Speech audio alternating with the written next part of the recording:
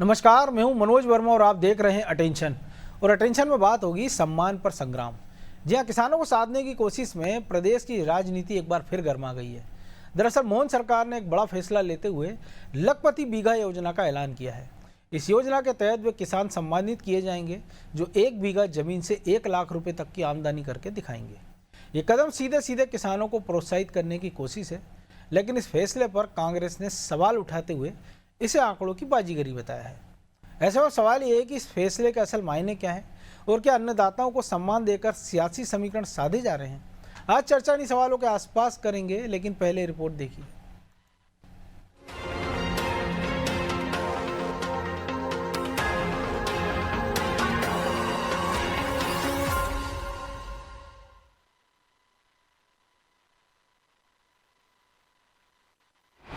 किसानों को लेकर सीएम का ऐलान। 1 बीघा से 1 लाख कमाने पर किसानों का होगा सम्मान। लखपति दीदी की तर्ज पर अब लखपति बीघा का लक्ष्य मोहन सरकार ने रखा है। लिहाजा 1 बीघा से 1 लाख रुपए की कमाई करने वाले किसानों को मोहन सरकार सम्मानित करेगी। इस योजना के शुरू होने के पीछे का उद्देश्य क्या है, ये समझना ज्यादा मुश्किल तो नहीं है, क्योंकि किसानों को साधने में इन दिनों बीजेपी लगी हुई है। हाल ही में सरकार ने अन्नदाताओं को राहत देते हुए ई टोकन उर्वरक वितरण प्रणाली की शुरुआत की है, जिसके तहत 5 किलोमीटर की परिधि में खाद की होम डिलीवरी की सुविधा दी जा रही है। ऐसे में अब किसानों को लेकर एक और दांव बीजेपी ने चला है। हालांकि इस योजना को बीजेपी अलग नजरिए से देख रही है। माननीय मुख्यमंत्री जी की जो सोच है वो हमारे किसानों के हित की सोच है, और हम मुख्यमंत्री जी को किसानों के माध्यम से, मैं भी एक छोटा किसान हूँ, छोटे किसानों को होना एक बधाई देता हूँ कि उनने ये पहल की है, जिससे कि हमारे किसानों को खेती करने का एक बड़ा उत्साह होगा और हमारे किसान अधिक से अधिक इस खेती में काम करेंगे। खेती कर कर किसानों को फ़ायदा होगा और जो लाभ लेने की अब तकनीकी खेती करेंगे किसान, जिससे कि हमारे मुख्यमंत्री जी हर किसान को प्रोत्साहित करेंगे। देखा जाए तो इन दिनों कांग्रेस भी किसानों के मुद्दों को लेकर मुखर है। कभी खाद तो कभी बीमा जैसे विषयों पर बीजेपी को घेरती है। विधानसभा के शीतकालीन सत्र में कांग्रेस ने ये मुद्दे उठाए थे। ऐसे में मोहन सरकार के इस फैसले पर अब कांग्रेस निशाना साध रही है और कई आरोप भी उसने लगाए हैं। पहले तो मुख्यमंत्री मोहन यादव जी ये बताएं कि 1 बीघा में 50 कुंटल गेहूं निकालने वाला वो बीज कहाँ है। उन्होंने सार्वजनिक मंच से एक किसान की ओर इंगित करते हुए कहा था कि भैया ऐसा बीज लाएंगे कि 1 बीघा में 50 कुंटल गेहूं निकलेगा। अभी गेहूं की बोनी हुई है, तो मुख्यमंत्री जी पहले बताएं कि वो बीज किस किस किसान को बांटा, तब ना निकालेगा ना उसमें से 1 लाख रुपए प्रति बीघा के हिसाब से प्रॉफिट। ये सारी बातें, इस वर्ष को 2025 हमने उद्योग वर्ष मनाया, 2026 को हम कृषि वर्ष मनाएंगे। ये सारी बातें शब्दों के हेरफेर और आंकड़ों के हेरफेर की हैं। जाहिर है कि किसानों का मुद्दा वोट बैंक से जुड़ा है, लिहाजा बीजेपी और कांग्रेस इस वर्ग के बीच खुद की पकड़ को मजबूत करने की कोशिशें करते रहते हैं। लेकिन अब भी सवाल ये है कि 1 बीघा में 1 लाख कमाने वाले कितने किसान होंगे, और इन किसानों को सम्मान कर क्या बीजेपी कांग्रेस के नैरेटिव की हवा निकाल पाएगी। चुनौती तो कांग्रेस के सामने भी है, वो कैसे अब बीजेपी की रणनीति का तोड़ निकालेगी, क्योंकि 2018 के बाद से अन्नदाता बीजेपी के साथ ही खड़े नजर आते हैं। खैर, किसानों के सम्मान पर छिड़ा घमासान आगे क्या सियासी रंग लेता है, ये भी बड़ा सवाल है। ब्यूरो रिपोर्ट, अनादि टीवी।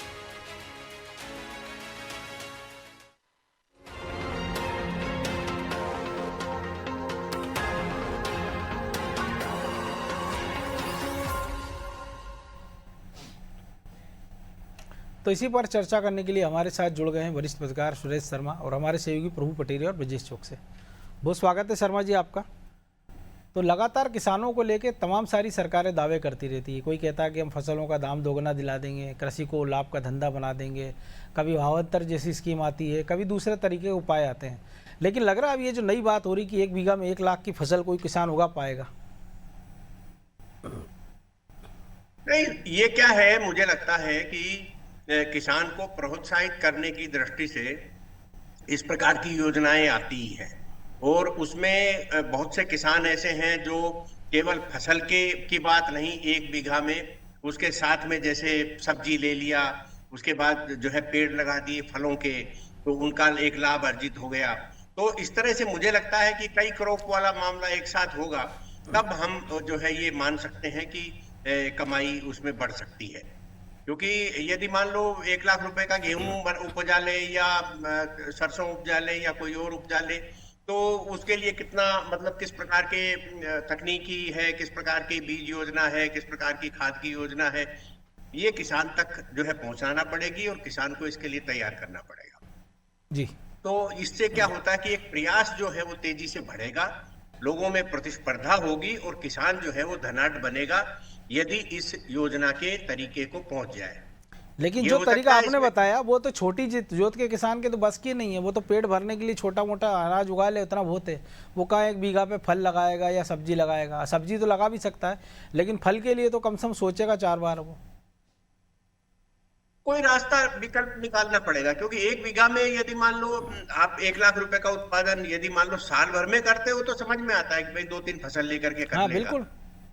तो इसलिए कोई मतलब ऐसा नहीं कि असंभव सा कोई टास्क दिया है, ये अच्छा टास्क है। और फिर इस बीच में कोई भावांतर जैसी योजना आ सकती है कि यदि मान लो इसने 70% कवर कर लिया, किसी ने 80% कवर कर लिया, तो उसको 100% मान लिया जाएगा। ऐसा कुछ योजना किसानों को प्रोत्साहित करने के लिए, ताकि वो पराजित भी महसूस नहीं करे। तो मुझे लगता है इस प्रकार की योजना भी कहीं न कहीं पर विचार के लिए आ सकती है। जी। और इसमें कोई शक नहीं है मनोज जी कि मध्य प्रदेश का किसान जो है वो भारतीय जनता पार्टी पर भरोसा करता है, और यही एक कारण है लगातार कि कमलनाथ जी ने जब विश्वास करके 1 लाख रुपया मतलब 2 लाख रुपए के कर्जे माफी की बात करी थी, और वो यदि समय पर नहीं कर पाए या प्रक्रिया के अंतर्गत नहीं कर पाए या कम कर पाए, जो भी मतलब कह सकते हैं उसके लिए उपयुक्त शब्द होगा, तो किसान का कांग्रेस पर विश्वास करने जैसा कोई आधार नहीं बचता। अब इनके पास इसका विरोध करने के अलावा कोई विकल्प नहीं बचता।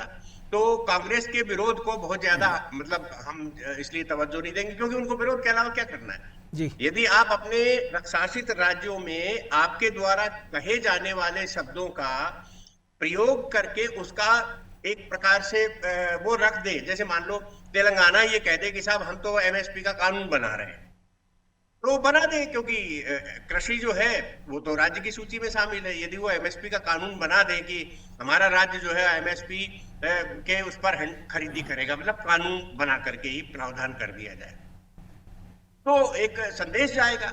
उदाहरण के लिए जिस प्रकार से उत्तराखंड सरकार ने और समान कानून वाला एक बना दिया कि साहब हमारी विचारधारा है कि हम समान कानून बनाएंगे, और उन्होंने लेकर के बना दिया। तो एक लेकिन आपके ये जो कानून का आपने जिक्र किया उत्तराखंड का, उसमें गांठ से पैसा कुछ नहीं लगना ना सरकार की। इसमें तो आपको सोचना पड़ेगा कि कैसे होगा, क्योंकि लखपति दीदी की बात हुई थी, ड्रोन योजना लाए थे, तो वो ड्रोन से कहा गया था कि वो खेतों में उर्वरक डालेंगे, खेत सिंचाई की व्यवस्था जुटाएंगी, लेकिन जो ड्रोन दिए गए उनकी बैटरी 1 घंटे 1.5 घंटे चल पाती, उनको काम नहीं मिल पाता। ये तकनीकी पहलू इसके साथ जुड़े हुए मैं हैं। एक बात केवल कहना चाहता हूँ, फिर आप अगले साथी मित्र को बुला लीजिए। मैं ये कहना चाहता हूँ कि यदि आप अपने राज्य में ये सब नहीं कर सकते हो तो कह क्यों रहे हो आप? अब मत कहो ना, आप वही कहो जो आप कर सकते हो, कहीं से उसका करके उदाहरण पेश कर सकते हो।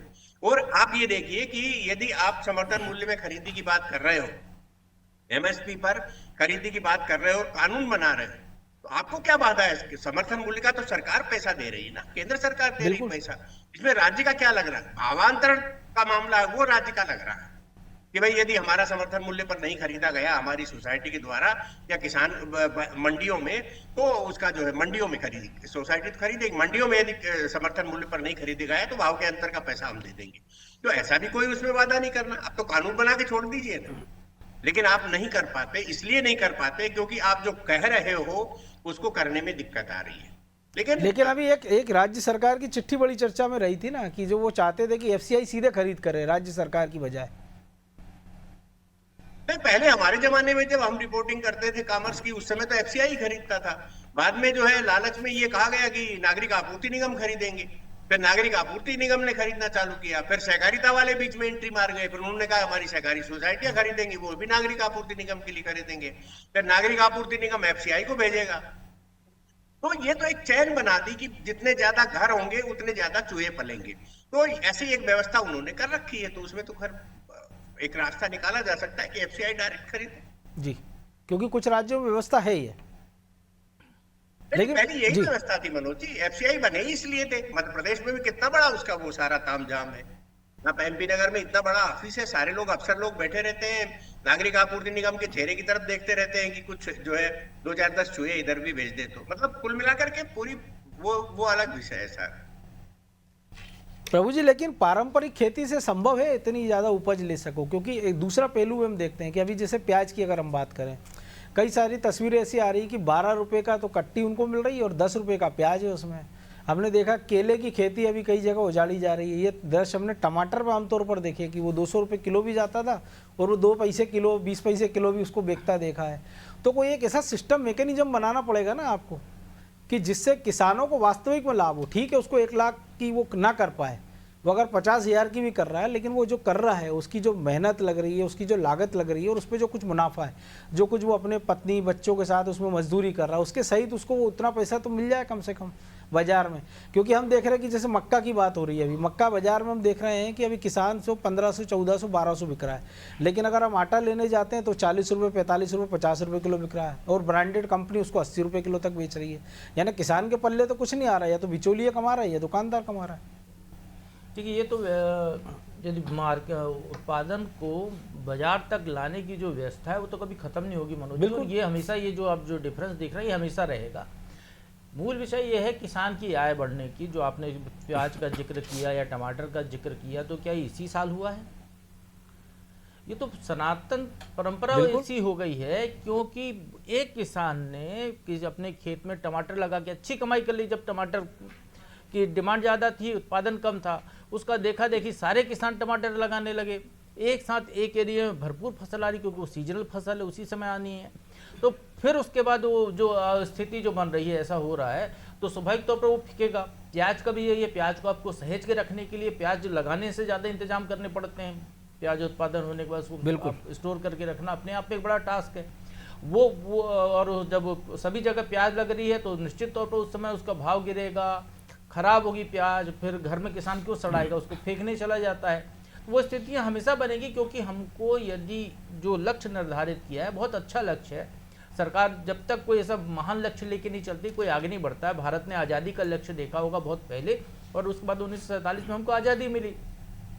अटल जी ने सड़कों का लक्ष्य देखा था कि पूरे देश को जो है सड़कों से जोड़ा जाए, और आज देखिए कि सड़कें इतनी अच्छी बन रही हैं कि अब हम गर्व कर रहे हैं कि सड़कें हैं, कहीं भी बाई रोड जा सकता है आदमी। तो ये इस तरीके से आपको एक बड़ा लक्ष्य लेना ही पड़ेगा। जब लक्ष्य लेंगे, उसको पाने के लिए, अचीव करने के लिए जब कोशिश करेंगे, तो आप 1 लाख बीघा तक ना पहुँचे, आप 50,000 बीघा तक भी पहुँच जाएंगे तो भी बहुत बड़ी उपलब्धि है। 1 एकड़ में 2.5 बीघा होता है करीब। यदि हम अभी उत्पादन देखें तो पंजाब जैसा राज्य है, जहाँ पे पंजाब हरियाणा, जहाँ पे की सिंचाई की सारी तमाम सुविधाएं बहुत अच्छी हैं, वहाँ अधिकतम उत्पादन 25-26 क्विंटल तक जाता है 1 एकड़ में। बिल्कुल। अब उसको 2.5 से भाग दे लीजिए आप, तो प्रति बीघा, तो इस तरीके से 1 बीघे का किसान किसी केवल फसल पे निर्भर होके वो कभी लखपति किसान नहीं बन सकता है। ये बिल्कुल एक यथार्थ सत्य है। लेकिन इस स्कीम में जो घोषणा की गई है, अब इसके पूरे इन आउट्स आने बाकी हैं, लेकिन जो कहा गया है उसका आशय ये नहीं है केवल 2.5 बीघा, 1 बीघा वाले को ही लखपति बनाया जाएगा। बड़े किसान 10 एकड़ के, 25 एकड़ के, 50 एकड़ वाले किसान, जो बड़ी 5 एकड़ वाले, बड़ी जोत वाले किसान भी अपना उत्पादन इस श्रेणी में, इस पैमाने पर ला सकते हैं। और उसके लिए ये नॉर्म्स निश्चित तौर पर होंगे। उसके साथ डेयरी उद्योग भी होगा, उसके साथ मुर्गी पालन भी होगा, उसके साथ वो सोलर प्लांट भी लगाएगा। पशुपालन की भी एक स्कीम चल रही है राज्य सरकार जी। तो ऐसे तमाम खेती से जुड़े हुए चीज़ों के साथ उसका उत्पादन जो बढ़ेगा, यदि सिंचाई की पर्याप्त सुविधा है तो 3 से 4 फसलें भी ले सकता है, मल्टी क्रॉप कर सकता है, उसको फल भी लगा ले और खेती भी कर ले बाकी जो फसलों की। तो इस तरीके से करके आय बढ़ाई जा सकती है, और वही लक्ष्य लेकर गया गया। क्योंकि जब आप टारगेट नहीं देंगे तो कोई कैसे जाएगा। एवरेस्ट पे चढ़ने का टारगेट लिया कि एवरेस्ट पे चढ़ना है, तो एडवेंट हिलेरी एवरेस्ट पे चढ़े ना। यदि वो टारगेट ही नहीं लेगा कि मुझे यहाँ जाना नहीं है, तो कैसे पहुंचेगा? कई बार कोशिशों के बाद वो पहुंचे। तो उसी तरीके से है ये। लेकिन उसके साथ दूसरी व्यवस्था भी चाहिए ना। उनके साथ भी शेरपा गए थे, उनका सम्मान ढोने वाले थे। वही पे उसी पे आ रहा हूँ कि सरकार यदि ये बात कर रही है, तो सरकार को फिर हमारे यहाँ जो आप कह रहे हैं कि पर ड्रॉप पर क्रॉप जो होना चाहिए, तो वो भी आपको तय करना चाहिए कि किसान को 12 महीने उसके खेत पे सिंचाई का पानी मिले। किसान को खाद की लाइन में ना लगना पड़े कि वो समय वहाँ पे बर्बाद करे, उसको खेत पे खाद पहुँचाने की व्यवस्था आप करिए कि उसको जब उसको सीजन है तो खेत पे खाद मिले। उसकी फसल के उत्पादन जो होता है उसको खरीदी की व्यवस्था के लिए उसको मंडियों में 5-5 दिन नहीं पड़े रहना पड़े, उसके खेत पर आके आप खरीद लीजिए। वो अपने फसल लगाने का काम करे, जो मूल काम है किसानी का वो किसानी का काम करता रहे। उसके उत्पाद को खरीदने की सारी व्यवस्था फिर सरकार को या उन एजेंसियों को करनी होगी जो इस बात के लिए दावा करते हैं जी। तो इस समग्र प्रयास से ये होगा, और आज नहीं होगा, 10 साल बाद होगा। हमको याद है बहुत अच्छे से, आपको भी याद होगा, यही मध्य प्रदेश में जहाँ हम बात कर रहे हैं, हमसे 30-40 किलोमीटर दूर सीहोर जिले में प्रधानमंत्री बनने के बाद नरेंद्र मोदी जी आए थे 15 या 16 में शेरपुरा में उन्होंने कहा था कि 2 साल के अंदर किसानों की आय दोगुनी कर देंगे। आज जो है 12 साल होने आ गए हैं, जो किसानों की आय दोगुनी नहीं हुई। खेती जो यूरिया की बोरी थी उसका वजन कम हो गया यदि कीमतें नहीं बढ़ी हैं तो, बाकी चीज़ों की भी वही स्थिति हो गई है। तो सरकार को इन सारी पैमानों पे तोलकर चलना पड़ेगा। आप आज लक्ष्य ले रहे हैं लखपति किसान बनाने का 1 बीघा पे, तो आपको फिर उसके लिए आज से 10 साल बाद यदि लखपति बनता है तो खाद के दाम भी उतने ही रखने पड़ेंगे कि वो जो है लखपति बन सके जी। आपको बीज का दाम भी वैसे ही रखना पड़ेगा, उसको अच्छी गुणवत्ता का बीज मिल सके, उसकी फसल जो आ रहा है उसकी खरीदी की व्यवस्था वैसी करनी होगी। तो बहुत सारे लक्ष्य हैं, इसमें सारे विभागों को जुड़ना पड़ेगा, बहुत मेहनत का काम है। केवल किसान के दम पे आप ये कहो कि कोई मध्य प्रदेश का कोई भी किसान 1 बीघा में लखपति बन जाए, तो मैं कह रहा हूं कि अगले 5 साल तक तो कोई ऐसा 1 बीघा वाला किसान जिसके पास सिर्फ 1 बीघा जमीन है, 1 एकड़ वाला भी नहीं आ पाता इस पैमाने पे। क्योंकि 15 साल का मुख्यमंत्री, 16 साल का, और केंद्रीय मंत्री भी ये कहता है उसके क्षेत्र में कि भाई मेरे इलाके में जो खराब बीज मिल रहा है, खाद मिल रही है, मैं इस पर एक्शन लूंगा। लेकिन ब्रजेश जी आप कैसे देखते हैं? क्योंकि पारंपरिक खेती से हटके पहले हमने देखा था, प्रभु जी आपको याद होगा और शर्मा जी को भी, कि औषधि खेतियों का बड़ा हल्ला मचा था। जहाँ बेटे हमारे स्टूडियो के 10-15 किलोमीटर के रेडियस में बड़ा हल्ला मचा कि लेमन ग्रास की खेती हो रही है और दूसरी औषधि पौधे उगाए जा रहे हैं, बड़ी मक्खियाँ, सफ़ेद मूसली और तमाम सारी। लेकिन कुछ समय बाद फिर वो उतार पे आया ऐसा कि आज देखने को नहीं मिलता है। और दूसरा जो दलहन और तिलहन की बात करें हम, जो हम विदेशों से निर्भर है आयात के लिए, तो बेहतर हो कि उसकी खेती के लिए प्रोत्साहन किया जाए। देखिए मनोज जी, जो प्रभु जी ने कहा है, लक्ष्य तो हमेशा बड़ा रखना पड़ता है, आप बिल्कुल उसको पहुंचने की उसमें कोशिश करते हैं। तो ये इस लक्ष्य के पीछे जो सरकार की मंशा है, जो मैं समझ रहा हूँ मंशा है, जो लगातार वो कहती आई है कि जो परंपरागत खेती है कि हम गेहूँ, चना, मसूर या एमएसपी वाली फसलें, एमएसपी वाली फसलों तक ही सीमित हैं, धान तक सीमित हैं। इससे हटकर, परंपरागत खेती से हटकर आप औषधीय खेती पर जाओ, फलों की खेती पर जाओ, फूलों की खेती पर जाओ, और अब वो सब्जी भाजी पर जाओ। तो वो ऐसी फसलें हैं जो आपको उस लक्ष्य तक पहुंचने में मदद करेंगी। आप शुरुआत में निश्चित तौर पर ये लक्ष्य हासिल नहीं कर सकते हो, लेकिन आप जब जैविक पद्धति पर जाओगे तो आप देखिए उसकी कीमत बढ़ेगी। शुरुआत में जैसे आपने कहा कि पहले औषधीय खेती की बात हुई, लेकिन औषधीय खेती में आपने सब्र नहीं की। आपको पहले जब आप जितना उर्वरक डाल रहे हो खेतों में उतनी पैदावार नहीं आती, आपको नुकसान तो उठाना ही पड़ेगा। और सरकार इसके साथ साथ ये भी करने जा रही है कि भाई आपके खेत की मिट्टी का परीक्षण करेगी। मिट्टी के परीक्षण में आपको पता चल जाएगा कि आप किस खेती के लिए आपकी भूमि है, वहाँ पे उस प्रकार की आप खेती करिए। और एक मिश्रित खेती होती है, जैसे आप गेहूँ बो रहे हैं उसके साथ आप तिलहन की भी बो दीजिए, जैसे आप सोयाबीन बोते हैं तो उसके साथ आप दूसरे तिलहन के बो दीजिए। तो आपको वो लगता है कि गेहूं के साथ आप सूरजमुखी बो दो। तो जो मिश्रित खेती होती है उससे उसकी तरफ बढ़ावा आ जाए।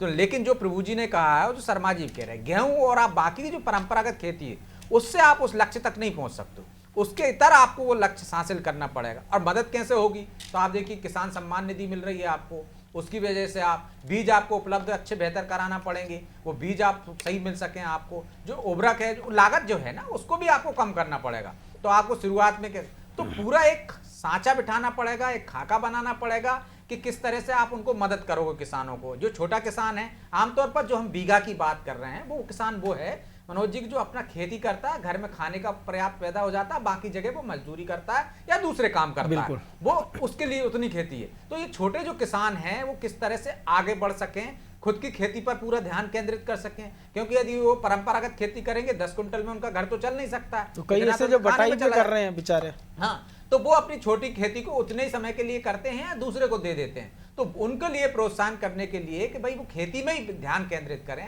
तो पहली बार यदि वो शुरुआत में 1 बीघा वाले जिसके पास जमीन है वो खेती में या 2 बीघा है वो उसी पर केंद्रित हो जाएगा, तो उसके परिवार का पालन पोषण नहीं हो पाएगा। चाहे आप किसान सम्मान निधि दीजिए, और फिर इसके सबसे बड़ी बात है कि आप लागत कहां से दोगे। वो इतना छोटा किसान है कि आप उसको किस तरह की सुविधा दे रहे हो, लोन की व्यवस्था कर रहे हो, उसको वो संसाधन दे रहे हो, उसकी मिट्टी का परीक्षण करवा रहा हो, उसको वैज्ञानिक तरीके से कृषि अधिकारी उसको बताने वाले हैं कि किस तरह से आपको करना है इस खेती को, तब जाके कहीं होगा। हो सकता है फूलों की खेती में हो सकता है 1 बीघा में आप पैदावार कर सकते हो, उन्होंने बड़े किसानों को देखा है बाकायदा कर सकते हैं, वो 1 बीघा में 1 लखपति बना सकते हैं। लेकिन वो छोटा किसान नहीं कर सकता क्योंकि वो सिर्फ उस पर केंद्रित नहीं है, वो दूसरे काम भी करता है। तो उसके लिए क्या कार्य योजना होगी, इस पर विचार करने की जरूरत है कि वो खेती पर ही निर्भर करे, उसका पूरा परिवार खेती में ही लगे। या वो एक परिवार है, उनका 4 सदस्यीय परिवार है, तो पति पत्नी खेती से ही अपना घर चला लें, इसके लिए वो इंतजाम करना होंगे, क्योंकि वो इंतजाम आपके बाकी चीजों से नहीं हो रहा है। क्योंकि उसके लिए भाई मान लीजिए उसने गेहूं उगा लिया, चावल उगा लिया, चना उगा लिया, लेकिन उसको तेल चाहिए, मसाले चाहिए और दूसरी चीज़ें चाहिए, बच्चों के लिए कपड़े चाहिए,